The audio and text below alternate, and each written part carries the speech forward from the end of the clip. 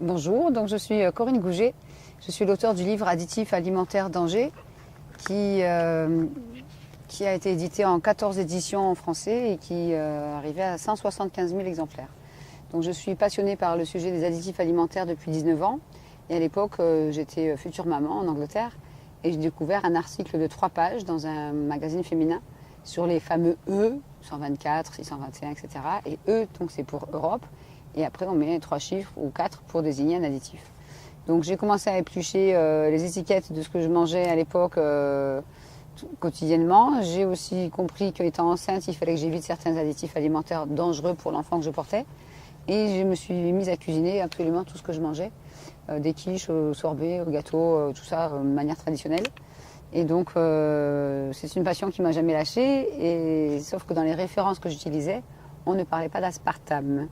Et ce n'est qu'en 2003, après des années très très difficiles, que j'ai brutalement découvert la vérité sur l'aspartame, on va dire que j'ai découvert la vérité à dose homéopathique. Et d'abord un début de vérité, 25 effets secondaires, puis les 92, et puis en 2005, on m'a offert ce livre imposant qui fait 1020 pages et qui s'appellerait en français « La maladie de l'aspartame, une épidémie ignorée ». Le scientifique qui a écrit ce livre a étudié les effets de l'aspartame sur ses patients pendant plus de 25 ans.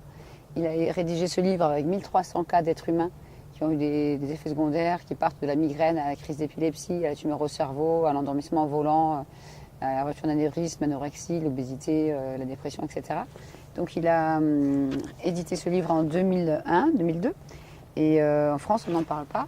Et donc malheureusement le docteur H.G. Roberts, ancien diabétologue et endocrinologue, nous a quittés il y a 3 semaines. Il est mort à 88 ans de problèmes cardiaques et nous espérons que son livre et son travail puissent encore sauver des milliers de vies, comme ça l'a déjà fait. Je suis assez triste qu'il soit décédé, puisqu'il a été filmé par une journaliste française très connue et qu'il n'a pas été inclus dans son film, qui s'appelait Notre poison quotidien. Donc voilà, mon livre est aussi édité en hollandais, où on en est à 150 000 exemplaires. Il y a 6 ans, en espagnol, en italien, et la dernière version, c'est la version roumaine, avec un joli petit garçon qui mange une magnifique sucette colorée. Et donc j'aime bien la couverture de celui-là aussi. Mais l'idée, c'est de pouvoir permettre aux consommateurs non avertis de décrypter les étiquettes, parce qu'effectivement, il faut souvent une loupe. Tout ça, c'est écrit en minuscules. Si on prend l'exemple de ces horribles petits friandises, ben là, vous avez le mot Big Ben écrit en gros. C'est des imitations de petits bonbons bien connus, mais moins chers. Et là, pour lire ça sans loupe, là, derrière, c'est pas facile. Donc du coup ben, il faut une loupe, et pour découvrir avec quel colorant c'est fabriqué. Donc si on cherche un peu, on va chercher, il y a plusieurs langues, donc c'est malheureusement vendu dans de nombreux pays. Alors cacahuètes, on s'en doute, il y en a 29%. Enrobé de chocolat au lait, 48%. Dragéfié. Donc ingrédients sucre, c'est-à-dire qu'il y en a beaucoup, parce que c'est au début. Je vais essayer de trouver. Cacahuètes, beurre de cacao, lait entier en poudre, donc il y a des traces d'OGM, parce que c'est du lait industriel. Lactose, pâte de cacao, ça c'est moins dangereux. Amidon de riz, c'est moins dangereux aussi. Émulsifiant, lécithine de soja. Donc là, même le professeur Gilles-Éric Serlini va parler de traces d'OGM, parce que ça sera du soja transgénique. E476, sirop de glucose, ça c'est pour faire grossir. Cyanocarbone, sel de cuisine, c'est très rare de voir ça. On voit sel, mais sel de cuisine. On se demande si c'est pas du sel iodé ou fluoré. Maltodextrine, c'est une source de glutamate monosodique. Dans la maltodextrine, le glutamate libre qui va provoquer l'addiction. Cacao 25% minimum. Peut contenir des traces de noyaux divers et gluten. Ça, c'est pour les allergiques. Et en général, sur ce genre de paquet, on voit les colorants à la fin de l'étiquette internationale. Et là, ils sont bien cachés. Là, s'ils sont là. Ouhou. Voilà, on a carrément E100, qui est un colorant pas dangereux. E120, c'est un colorant rouge, qui est comme ça. E141, E153, je crois que ça doit être un bleu. E162 et E163. Donc on va regarder dans le livre. Il y en a beaucoup. Et celui qui est au milieu, en général, c'est du dioxyde de titane, qui ne semble même pas marqué sur l'étiquette. Là, c'est grave. Donc E100, c'est de la curcumine, colorant jaune d'origine végétale, donc ça va être celui-là. Après, on a donc du E120, là c'est moins drôle. C'est la cochenille, colorant dérivé souvent d'insectes écrasés ou chimiques. Les résultats de ces recherches sur les effets secondaires à long terme sur le système reproductif et le métabolisme ne sont pas encore disponibles à ce jour et ils pourraient être cancérigènes et mutagènes. En général, c'est de l'hyperactivité, de l'asthme, de l'eczéma, des insomnies, etc. Il est très très utilisé. J'ai vu un monsieur ce matin qui a acheté mon livre il y a 4 ans et qui prenait un médicament avec un colorant. Et à chaque fois qu'il prenait ce médicament, il faisait de l'asthme. Et en trouvant les références dans mon livre, il a arrêté ce médicament pour prendre autre chose et il faisait plus d'asthme. Quand même impressionnant. Et c'est un monsieur d'un certain âge. Donc après, on a encore du E141. Donc là, il faut être vraiment... C'est un complexe cuivrique dérivé de la chlorophylle et de la chlorophyline. Donc les rapports sont contradictoires et à forte contenance de cuivre. Risque, asthme, réaction cutanée, allergie respiratoire. Donc on va dire que ça doit être à peu près cette couleur-là, orange. Et après on a encore du E153, charbon végétal médicinal, donc colorant noir qui serait dérivé de cendres végétales, souvent considéré comme inoffensif, mais avec des rapports contradictoires. E162, alors, rouge de betterave. Donc voilà, donc là encore on va dire c'est le moins dangereux. Et on a E163, c'est colorant entre le rose, le violet et le bleu, dérivé de fruits et de légumes. Et moi ce qui m'étonne beaucoup dans ce produit, c'est que le colorant blanc qu'il y a entre le chocolat et le colorant orange ici, eh ben, il n'est pas marqué nulle part. Et en général, c'est du dioxyde de titane qui est de plus en plus dénoncé comme contenant des nanoparticules, chers amis. Colorant blanc, combinaison de 2 atomes d'oxygène avec ce métal. Aucune étude à ce jour n'a prouvé que cet additif ne soit pas cancérigène. Donc sur les fameuses cacahuètes dragéviées avec un petit M sur le dessus, là on met du dioxyde de titane pour pouvoir pulvériser le colorant par la suite et avoir cette jolie petite lettre M sur le devant. Et on voit des gens dévorer des sacs entiers. Donc là, ça s'appelle Big Ben. Évidemment, si vous mangez tout le paquet avec le soja qu'il y a dedans, les produits laitiers, les arômes, etc., vous pourrez devenir un Big Ben vous-même. Mais bon, on ne va pas le dire. Donc je ne sais pas combien ça coûte ça, mais voilà. Sans colorant artificiel, il faudrait aller prouver que ce n'est pas de la cochenille industrielle ou que ça soit vraiment des insectes écrasés. Mais bon, ça ne me donne pas vraiment envie d'en manger. Donc voilà un exemple où il faut vraiment une loupe pour lire ces choses-là. Concernant l'aspartame, vous avez ici donc la photo du docteur H.G. Roberts que vous pourrez encore voir et entendre dans le film Faux sucre, vrai scandale sur Internet. Et donc c'est cet expert qui a écrit cet énorme pavé, comme on dit souvent. Et donc il était endocrinologue et diabétologue. Et dans ce livre, à la page 550 à peu près, il y avait un questionnaire qui s'appelle Survey Questionnaire pour les victimes de l'aspartame. Et ce questionnaire, il se retrouve maintenant dans mon site en français et il s'appelle Intoxication à l'aspartame. Donc on prend de l'aspartame pour maigrir, parce qu'on est diabétique, pour éviter le sucre, pour X raisons. On commence souvent malheureusement par des choses comme ça que tout le monde connaît. La boîte est tellement vieille qu'on ne voit plus les ingrédients derrière. Et on finit sinon par des petites sucrètes moins chères, où il y en a plus, c'est plus dosé. Moins c'est cher, plus il y en aura. Malheureusement, des mamans ou des enfants pensent bien faire pour éviter l'aspartame qui commence quand même à être dénoncé depuis plusieurs années en utilisant de tels chewing-gums. Et là, en tout petit, en exhausteur de goût, alors que c'est un édulcorant, on va trouver le mot aspartame. Et là, ça ne va pas. Donc, les effets de l'aspartame sont d'abord neurotoxiques, c'est-à-dire qu'à chaque dose, il ne faut pas attendre de boire 30 canettes par jour. À chaque fois qu'on prend un chewing-gum, une boisson light, une sucrète, l'aspartame se dégrade dans le corps à partir de 30 degrés. Va par les chewing-gums et les bonbons, le professeur Robert disait, c'est comme si on consommait de la nitroglycérine sous la langue. Ça va directement dans le cerveau par les chewing-gums et les bonbons. Des millions de chewing-gums sont consommés par jour. Et des millions de bonbons, soi-disant bienfaisants, sont consommés par jour en France par des enfants aujourd'hui, les 8 ans, qui prennent ça dans la voiture avec papa ou maman, ou des personnes âgées qui consomment ça pendant des années. Donc à chaque fois qu'on prend une dose d'aspartame, cette molécule est capable d'aller exciter les neurones du cerveau en traversant la membrane censée protéger le cerveau, et on appelle ça la membrane hémato-encéphalique. Et là, va exciter les neurones pour le faire exploser pendant 1 heure à 12 heures. Et les dégâts commencent 2 heures après ingestion environ. Donc le neurone est immédiatement excité, il gonfle, il explose, et après il ne reste plus grand-chose. On a des milliards de neurones, je vous rassure, mais si on commence à les attaquer dès plus jeune âge, on se retrouve comme en France aujourd'hui, avec des jeunes de 20 ans qui ont Parkinson et Alzheimer en même temps, ou une des deux maladies en France depuis 2-3 ans. Et ça, je n'arrive pas à convaincre les neurologues dans les hôpitaux à Paris, car eux-mêmes consomment des boissons light et ne veulent pas m'écouter. Donc on arrive à des pathologies comme AVC, épilepsie. On a juste 64 000 enfants épileptiques en France aujourd'hui. C'est une maladie qui touchait peu d'enfants il y a 40 ans. Et on ne va pas informer les spécialistes de cette maladie qui s'occupent de ces enfants. Par contre, on va former les instituteurs et institutrices à gérer des crises d'épilepsie chez ces élèves.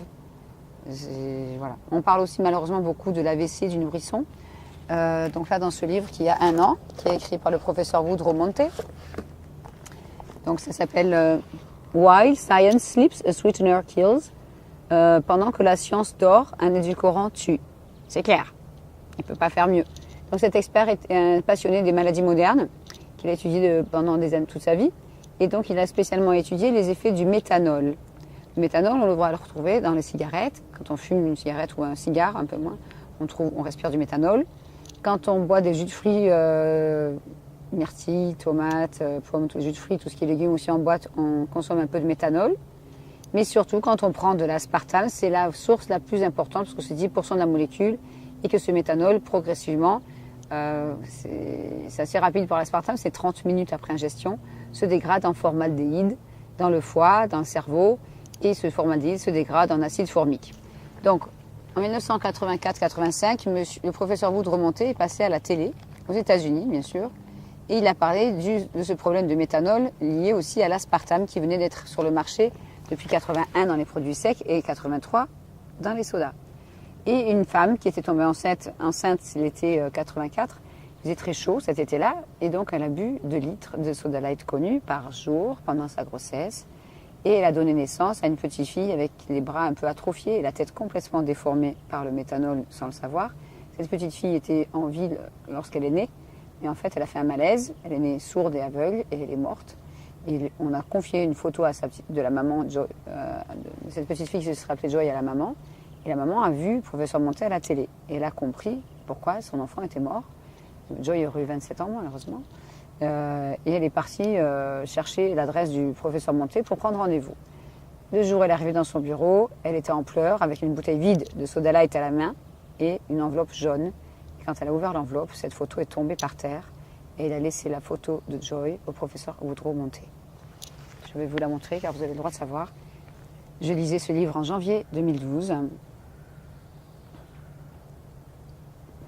Et la même semaine, je suis partie dans un supermarché prendre des photos de ces petites boîtes ridicules. Et une femme est arrivée avec un caddie, comme ça. Une jeune fille de 13-14 ans qui tenait le caddie avec elle, avec une tête déformée, qui bavait, même pas trisomique, avec un crâne déformé et qui ne pouvait pas parler. Et j'ai tourné la tête, c'était très dérangeant de voir un enfant avec une tête pareille. Et cette femme était en surpoids, avec des bottements au niveau des hanches, les cheveux abîmés, des kilos en trop, la peau toute abîmée aussi. Et elle s'est agrippée juste à 20 cm de moi à l'étagère pour aller prendre sa recharge de ça. Et j'étais choquée, je pensais à ce livre, je pensais à cette photo de Joy. Et je voyais cet enfant du coin de l'œil, je disais, ah, c'est pas possible ce que je vois. Et cette femme, je lui dis, excusez-moi madame, il ne faut pas manger ça, c'est pas bon pour la santé. Je suis conférencière et on essaye à plusieurs personnes d'interdire l'aspartame dans le monde.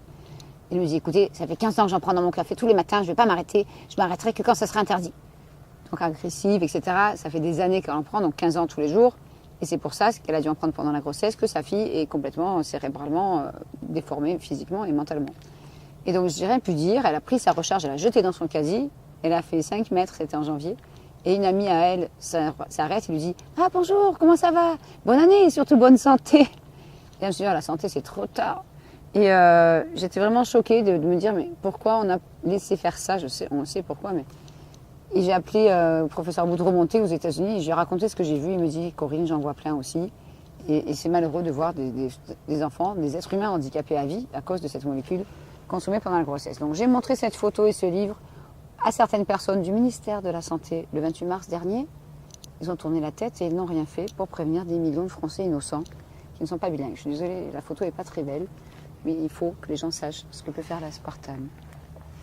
Voici Joy, petite fille qui est morte le jour de sa naissance, donc à cause de l'aspartame consommé à 2 litres par jour dans des soda light par sa maman pendant la grossesse.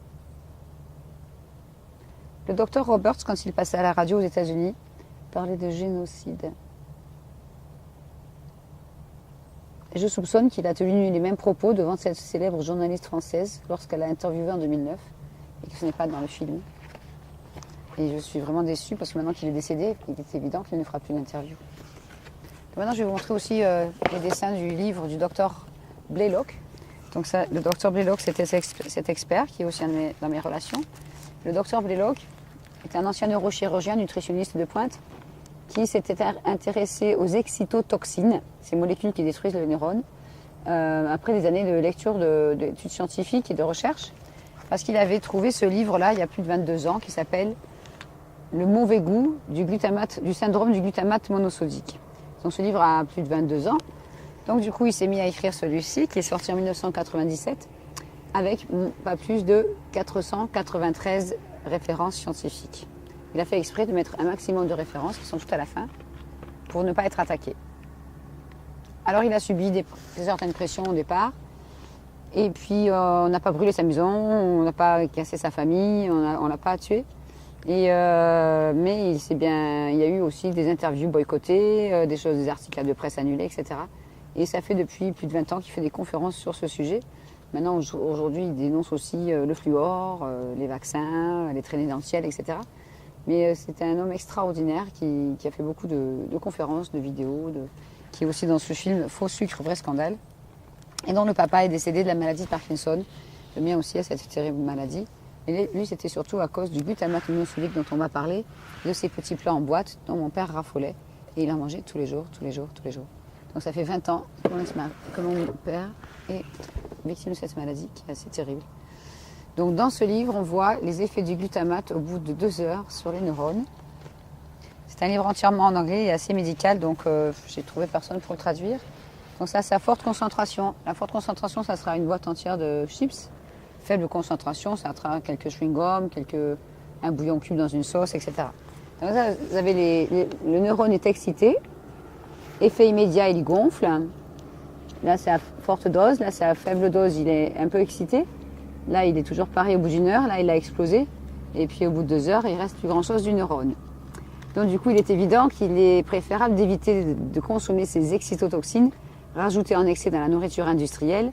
Et on estime aux États-Unis que ces excitotoxines, surtout celle-là que je vais vous montrer, le glutamate monosodique ou E621, est présent dans plus de 95% des aliments industriels. Donc qu'est-ce qu'il reste à manger dans ces élevages industriels pour humains? On va dire rien. Et la chose la plus grave, c'est que certains fertilisants contiennent 30% de glutamate monosodique et sont pulvérisés sur des fraises ou du raisin, par exemple, qui par la suite, dans les confitures de fraises ou le raisin qui est fait transformer en vin, on peut retrouver des traces de glutamate monosodique. Donc certains Américains qui sont friands des spécialités culinaires européennes viennent en vacances en Espagne, achètent du vin ou passent en France acheter de la confiture, par exemple, et rentrent aux États-Unis avec ces produits. Et quand ils en consomment, ils réagissent au glutamate monosodique sans savoir qu'ils en ont consommé, puisque c'était dans le fertilisant. C'est affolant. Donc si vous allez sur mon site qui est www.santéendanger.net, vous allez dans la rubrique vidéo mes articles, et dans mes articles, il y en a un qui a été écrit pour Kousmine et qui s'appelle les excitotoxines. Vous en mangez peut-être tous les jours sans savoir. Et là, j'explique bien les effets secondaires, les références, etc. et l'histoire de ce fertilisant qui contient 30% de glutamate monosodique. Donc on n'est pas sorti de l'auberge. Jack Samuels, un très bon ami à moi qui est décédé il y a 1 an aussi d'un problème cardiaque et qui avait survécu 30 fois une intoxication au glutamate, Jack Samuels m'expliquait qu'en fait, c'était vraiment très très grave ce qui se passait dans la nourriture et qu'il fallait alerter le plus grand nombre de personnes possible. Et les dégâts neurologiques au niveau du glutamate monosodique peuvent durer entre 1 heure à 48 heures après chaque dose.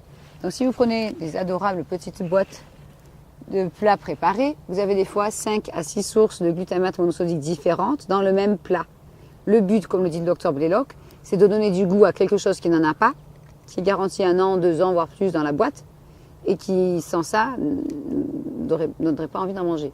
Si vous cuisinez des lentilles vous-même, avec une saucisse de Strasbourg, si possible, sans sulfite et sans colorant et sans glutamate. Vous mettez ça dans un bocal pendant 3-4 jours, même une semaine, ça commence à moisir, c'est évident. Donc là, on va rajouter des conservateurs et puis des fois des colorants dans la saucisse. Et puis, quand vous allez ouvrir la boîte, il y a marqué engagement, qualité, viande d'origine contrôlée. Bon, on ne sait pas s'il y a du cheval dans la saucisse, mais bon, voilà. Source de vitalité.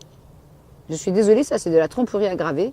On ne peut pas avoir de la vitalité après avoir consommé un produit avec 6 sources de glutamate monosodique. Les premiers symptômes, 15 minutes après ingestion, si on est allergique, ça va être des nausées, envie de dormir, des vertiges, des envies de vomir, des migraines et des éruptions cutanées sur le visage, voire œdème de Quint, genre gonflement de la langue et de la bouche ou du visage. Et là, la personne commence à s'étouffer. Donc ceux qui sont allergiques ont de la chance, entre guillemets. Ils sont obligés de cuisiner tout ce qu'ils consomment. Et surtout, éviter aussi l'extrait de levure dans les produits bio qui sont aussi du glutamate monosodique. C'est affolant. Donc ça, il vaut mieux éviter. On ne peut pas avoir de vitalité après ça. Mais ils ont été plus loin. Ils ont fait format croquette pour chien, pâté pour chien. Format familial, on va dire. J'en donnerai même pas à mon chien. Et là, les enfants, l'enfant qui m'a donné ça a mangé ça avec sa sœur, son frère et sa maman. Et on dit que c'est un traiteur depuis 1898. Donc là, si on voit les ingrédients, sauce, eau, sein doux, concentré de tomate, farine de blé, sel, sucre, gomme de goire, arôme. Dans l'arôme, il peut y avoir 3 fois du glutamate monosodique, ils sont au pluriel. Exhausteur de goût, glutamate de sodium, donc ça fait déjà 2 fois, si c'est pas 4. Haricots blancs précuits, on s'en doute. Charcuterie, viande, 22%. Saucisses fumées, saucissons maigres de tête, porc, eau, gras de porc, viande de dinde, viande de porc, farine de blé, fibres de pois, protéines de soja, sûrement transgéniques. Couenne de porc gélifiant E407A, protéines de lait, épaules de porc préparées en salaison, conservateur E250, sinon ça pourrit. E316, stabilisant ditripolyphosphate. Et ça, c'est censé être un plat familial avec moins de sel. Je préfère rigoler parce que... Donc j'en donnerai même pas à mon chien, même si quand j'ouvre des boîtes que j'achète des fois pour les prendre en photo, rien qu'à l'odeur du glutamate, ma chienne est toute excitée, elle me suit partout, elle sent ça dans la pièce et je m'empresse vite de mettre ça à la poubelle et fermer le sac et aller le mettre dehors. Parce que rien qu'à l'odeur, ça rend un peu excité.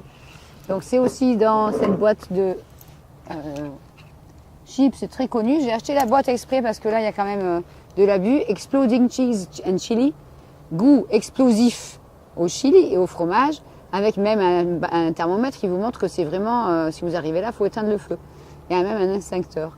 Et donc, bursting with more flavor, ça veut dire que ça explose avec plus de goût. Et c'est, comme vous vous en doutez maintenant, c'est pas le goût qui explose, c'est vos neurones. Et avec une boîte comme ça, selon de nombreuses recherches, on peut aussi faire un arrêt cardiaque quelques heures après avoir ingéré une boîte entière. C'est affolant. Le but, c'est de donner du goût. Si vous allez sur Internet, et normalement YouTube, et vous tapez la vérité sur le glutamate monosodique, vous verrez une vidéo qui dure 13 minutes, sous-titrée en français par un de mes amis, et qui a été diffusée à la télé en 1991 aux États-Unis, et après en janvier 92. Si cette vidéo avait été rapportée par les médias français à la télévision à l'époque, nous aurions moins d'arrêt cardiaque, d'AVC, d'obésité, nous aurions moins d'enfants hyperactifs ou dérangés, nous aurions moins de Parkinson et d'Alzheimer, entre autres, voire des cancers. Car l'aspartame peut déclencher un cancer et le glutamate le fait grossir comme un feu de paille, car la tumeur cancéreuse, selon le professeur Blaylock, se nourrit de glutamate monosodique. Or, qu'est-ce qu'on fait dans les hôpitaux? On ne nous donne surtout pas de conseils en nutrition. Quand la personne sort de son cancer et rentre à la maison, pour lui faire la fête, on va lui cuisiner un plat avec des bouillons cubes, on va lui donner une soupe en sachet ou des chips pour faire la fête et des bonbons. Certains enfants, maintenant qui sont grands, ont aussi offert des petits bonbons aux plantes bienfaisantes à leurs parents ou des chewing-gums menteur-gomme. Et là, le cancer revient et la personne décède quelques mois, voire quelques années plus tard. Et après, les enfants disent « j'ai empoisonné mon père ou ma mère ». Mais ce n'est pas leur faute. Donc du coup, qu'est-ce qu'on peut imaginer comme histoire? L'histoire de Blanche-Neige, que j'utilise avec les enfants. Quand je fais des ateliers pour enfants, parce que je n'explique pas la même chose aux enfants qu'aux parents, d'où l'intérêt de faire un atelier pour enfants, par exemple, un vendredi après-midi dans une école maternelle, primaire, un collège ou un lycée, et le soir, si nous avons une pièce à disposition, faire une conférence pour les parents. Donc pour les enfants, j'utilise cette histoire avec la sorcière. Pourquoi la sorcière fait la pomme? Est-ce qu'elle est belle? Est-ce qu'elle n'est pas belle? Est-ce qu'elle est intelligente? Est-ce qu'elle n'est pas intelligente? Pourquoi elle ne mange pas sa pomme? Et après, on passe à Blanche-Neige qui la mange, parce qu'on lui ment. Et Blanche-Neige tombe par terre, s'endort pendant des années, soi-disant, jusqu'au jour où le prince charmant vient l'embrasser et elle se réveille. Donc les enfants rigolent, quand j'en parle du prince, ils font ah. Donc voilà. Et j'explique aux enfants après, vous êtes tous des princes et des princesses, vos parents vous aiment, et pour vous faire plaisir, ils vont vous acheter une petite sucette qui tache la langue, des petits bonbons pour vous faire plaisir, des petites chips pour l'apéritif, voire des bonbons gélifiés. Parce que les parents ne savent pas ce qu'il y a dans ces produits. Là, il devrait y avoir les ingrédients sur le papier, là où c'est plissé. Ils n'y sont pas. C'est pas vraiment légal.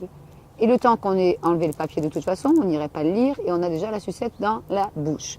Ce colorant, c'est du E133, bleu brillant FCF, qui est toxique. Et dans les années 70, il a été injecté dans la peau de rat et ça a provoqué des cancers au point d'ingestion. On dit rien, on laisse faire. Donc c'est un colorant qui a envie de sucer ça. Ça fait penser au ciel, de vacances, à la plage, au bleu, ça détend. Et l'enfant va avoir très rapidement la langue bleue, la salive bleue, les gencives bleues, les lèvres bleues, et il rigole. Seulement le colorant, il faut bien expliquer que c'est le même utilisé dans des petits gels douche qu'on distribue gratuitement dans certains hôtels. C'est la même couleur, sauf que ce n'est pas le même code. Donc dans la nourriture, c'est E133 ou bleu brillant FCF, quand ils mettent le nom et pas le code. Ou dans les cosmétiques, comme ce petit gel douche gratuit, du CI 42090. Colorant bleu de synthèse utilisé dans des tonnes de bonbons, de sucettes, de chewing-gum, de cosmétiques, de médicaments. Risque hyperactivité, asthme, urticaire, insomnie et cancer. Mélangé au 621, ce colorant devient 4 fois plus dangereux. Et on en met dans des tonnes de bonbons pour enfants. Il y a un problème. Donc après, on va dire qu'il y a de plus en plus de cancer de l'estomac chez les enfants. Ou de cancer en général de l'enfant. Mais l'enfant, on va lui offrir des repas au McDonald's dès qu'il a fini sa maladie. Ou on va lui donner des bonbons parce qu'il a souffert. Moi, je suis dégoûtée. Je suis dégoûtée de ce que je vois. Absolument dégoûtée. Et quand vous voyez une petite fille qui arrive à mon stand, « Ah, c'est quoi toutes ces boîtes de chewing-gum » Elle a plus de cheveux, elle a plus de sourcils, elle a sous chimiothérapie, elle a un foulard à fleurs pour cacher sa calvitie. Et le papa et la maman sont là avec la petite sœur et le grand frère. Ils ont la misère sur le visage, parce que c'est très dur de vivre une épreuve pareille avec un enfant atteint d'une tumeur au cerveau. Et je regarde le papa, je dis, excusez-moi, c'est votre enfant? Oui, oui. Elle mâche beaucoup les chewing-gums, elle mâche que ça. Vous avez envie d'hurler, de crier, vous regardez le ciel, il fait beau, vous êtes dehors. Et vous expliquez l'histoire de la Blanche-Neige à la petite fille, vous montrez les effets secondaires de l'aspartame à la maman, et vous expliquez à la petite fille qu'à partir d'aujourd'hui, il ne faut plus jamais qu'elle mâche un chewing-gum de la sorcière qui a fabriqué ça, parce que la sorcière n'en mâche pas. Et la petite fille, elle vous fait un grand sourire, il ne reste plus que sa bouche qui est rose et ses yeux bleus, en couleur sur son visage. Et le lendemain, elle vous revoit, elle vous fait un sourire extraordinaire. Et je ne sais même pas si elle a survécu son cancer.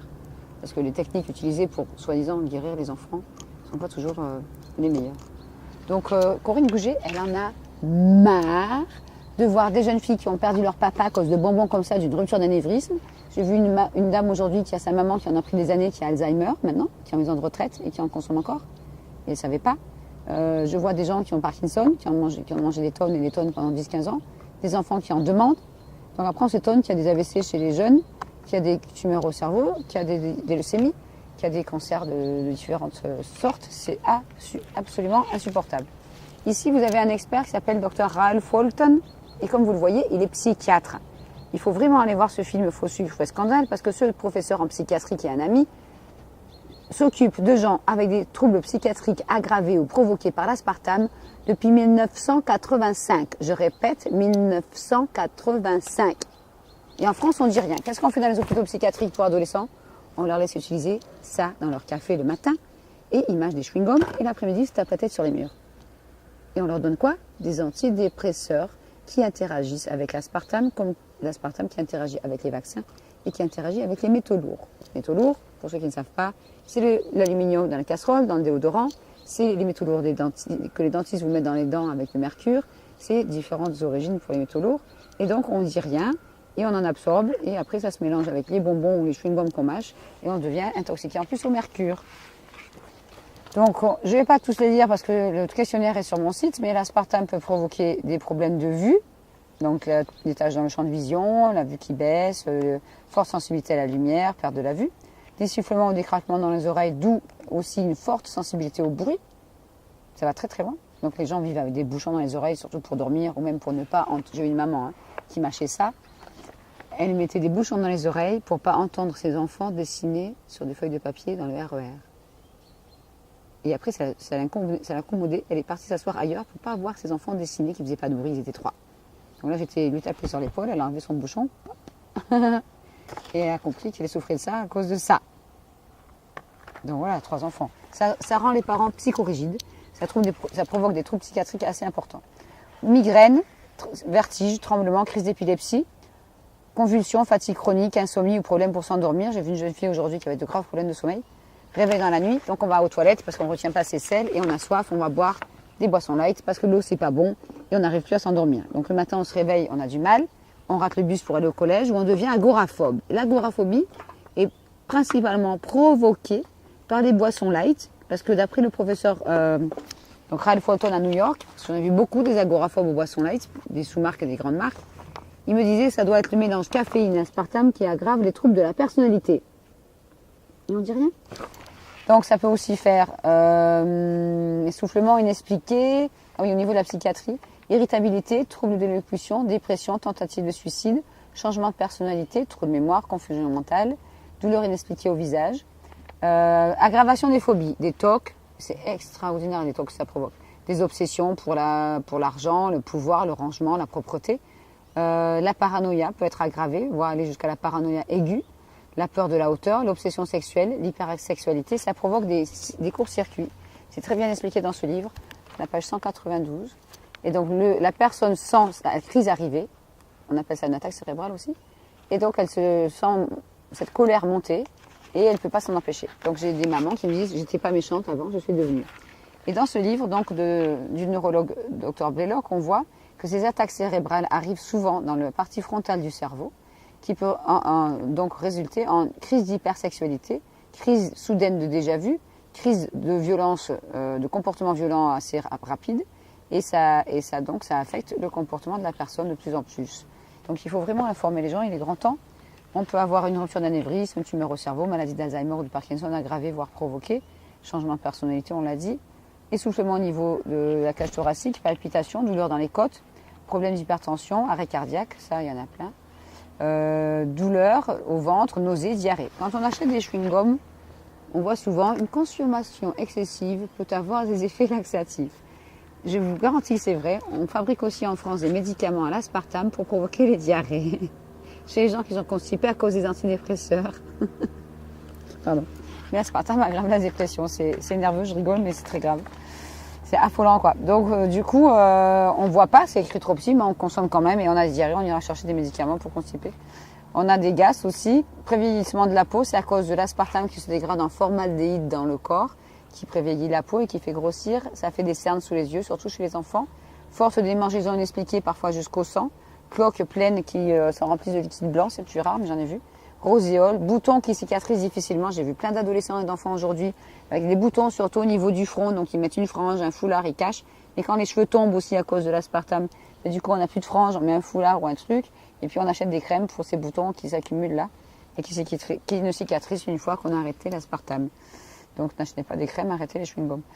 Cheveux de plus en plus fins, donc ça fait des calvities. Depuis 2006, les doses ont dû augmenter, car j'ai vu des petites filles de 5-6 ans qui ont des chutes de cheveux sur le dessus de la tête jusqu'à avoir des petits trous, des fois de la taille de ça. Voilà.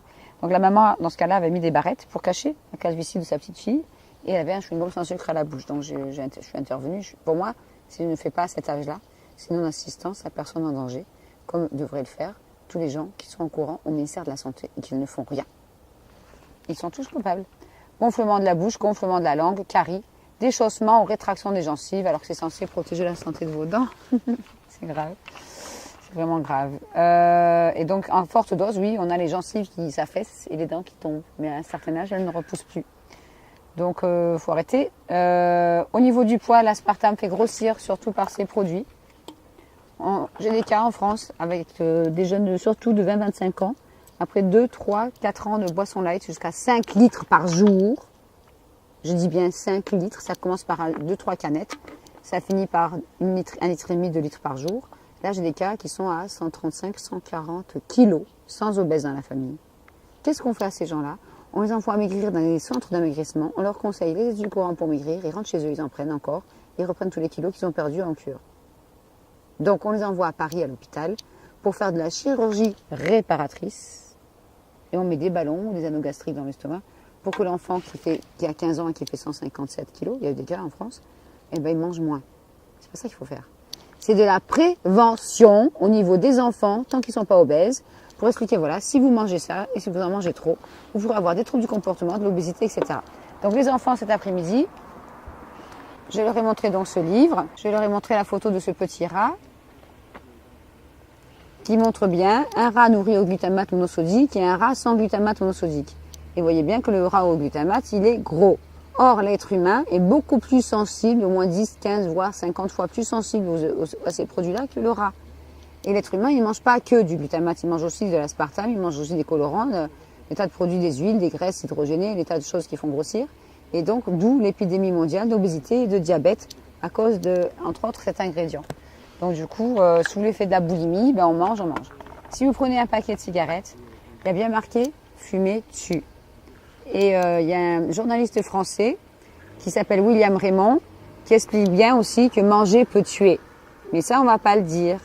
Donc vive l'agroalimentaire en France qui vous fabrique de tas de choses pétillantes. Vous pouvez gagner par exemple un week-end en Laponie, dans des emballages qui pétillent. Et là, vous voyez, il y a bien marqué la marque et derrière, les ingrédients sont vert sur vert.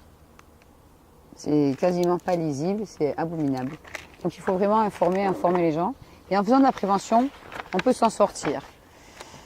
Bon, tous les symptômes de l'aspartame sont sur mon site. Une fois qu'on a mangé trop de ces produits-là, si on arrive à des poids à 140, 150 kg, idéalement, il faut faire un régime accompagné. Ou alors, pourquoi pas, comme beaucoup l'ont fait aux États-Unis et que ça commence en France, passer à une alimentation crue. Donc si vous regardez le film Raw for 30 Days en anglais, qui est sur mon site et sous-titré en français dans le dossier diabète, vous sortez des mouchoirs pour pleurer de joie.